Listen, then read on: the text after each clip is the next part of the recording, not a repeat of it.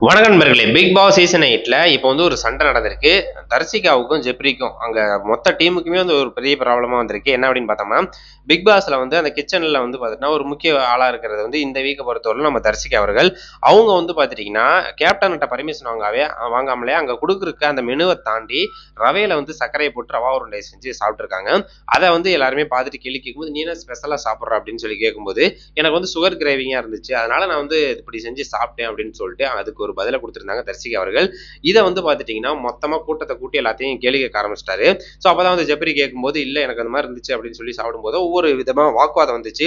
"அப்ப நீ கேப்டனா இருக்கிறதுக்கு நீ தகுதி இல்ல" அப்படின்னு சொல்லி அங்க உள்ளவங்க எல்லாருமே கண்டிக்கிறப்ப தான், அவன் நம்ம ஜெப்ரி அவர்கள் கோவப்பட்டாரு. கோவப்பட்டு என்ன அப்படின்னா, "அப்ப நான் கேப்டனா இல்ல தகுதி இல்ல அப்படின்னா, நீங்க அந்த இத உருவிற வேண்டியது தானே, கேப்டன் பதவிய வந்து இழக்க வச்சிட வேண்டியது தானே, அத ஏன் நீங்க செய்யாம இருக்கீங்க?" அப்படின்னு சொல்லிட்டு ஜெப்ரி ஒரு சைடு கடுமையா பேசுறாரு.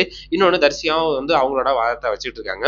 ஸோ நான் வந்து பண்ணது எனக்கு ஒரு மாரி இருந்துச்சு. அத சாப்பிடணும் போல இருந்துச்சு. அதனால நான் செஞ்சு சாப்பிட்டேன். இதுல என்ன இருக்கு அப்படின்னு சொல்லிட்டு அவங்களோட வாதத்த வச்சுக்கிட்டு, ஜெப்ரி கிட்ட சண்டை போட்டுட்டு இருக்கான். அப்ப நீ வந்து பார்த்தீங்கன்னா, இந்த மாரிலாம் பேசிட்டு இருக்காத, என்கிட்ட வம்பிழுக்காத அப்படின்னு சொல்லிட்டு, அவங்க வந்து பார்த்தீங்கன்னா, அவங்களோட பதில குடுத்துட்டு இருந்தாங்க. ஸோ என்னதான் இருந்தாலும், ஜெப்ரி அவரோட கேப்டனா வந்து பார்த்தீங்கன்னா, வெளுத்து எடுத்துட்டாரு.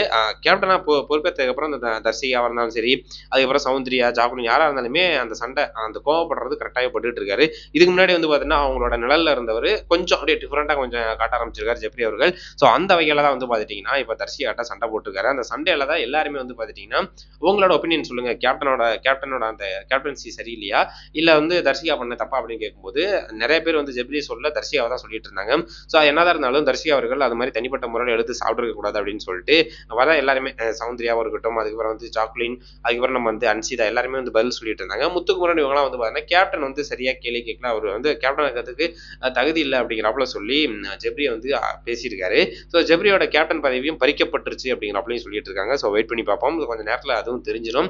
ஸோ என்னதான் இருந்தாலும் இந்த 3வது ப்ரோமோ வந்து பார்த்தீங்கன்னா, ஜெப்ரியோட கேப்டன் பதவிக்கு வைக்கப்பட்ட ஒரு டாஸ்க் அப்படின்னே சொல்லலாம். ஏன்னா, அன்ஷிதா அவர்கள் அந்த சாப்பிடுற விஷயத்தில அவங்க வந்து கிச்சன் பொறுப்பெடுத்ததையுமே, அவங்க வந்து ஒரு சில இதெல்லாம் பண்ணாங்க. அதே மாரி தான் இப்பயும் வந்து பார்த்தீங்கன்னா, ரவா உருண்டை செஞ்சு சாப்பிட்டுருக்காங்க. ஸோ இதெல்லாம் இந்த வேலையெல்லாம் வந்து பண்றது சாச்சனா தான். அந்த சுகர் தேவை, அது தேவை, இது தேவைன்னு சொல்லிட்டு அத பண்ணிட்டு இருப்பாங்க.